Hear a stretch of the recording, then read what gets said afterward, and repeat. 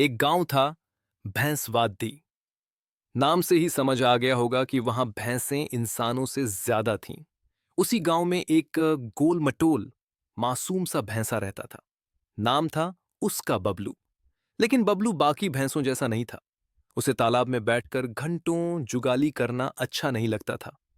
बबलू का सपना था उड़ना। हां, आपने सही सुना, उड़ना, आकाश में। हर शाम जब सारी भैंसें कीचड़ में बैठकर आराम कर रही होती, बबलू आसमान को देखता और सोचता, बबलू, आंखों में चमक। काश एक दिन मैं भी इन बादलों के बीच उड़ पाऊं।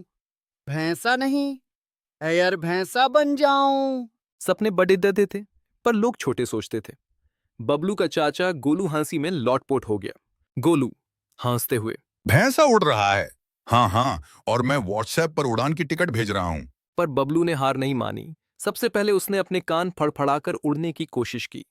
नतीजा, हवा तो नहीं चली, पर गांव के नाई को फ्री कूलिंग मिल गई।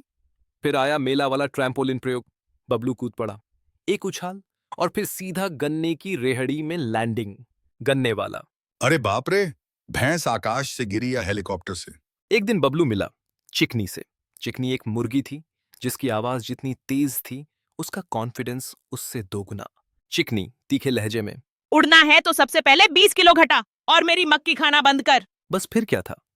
बबलू ने मेहनत शुरू की।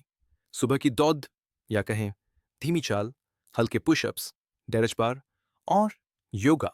चिकनी का स्पेशल क्लास। सांस लो, सपना अंदर और आलस बाहर। फिर आया मौका। गांव में हुआ पशु प्रतिभा प्रतियोगिता। बबलू तैयार था कुछ नया करने के लिए। जज बंदर।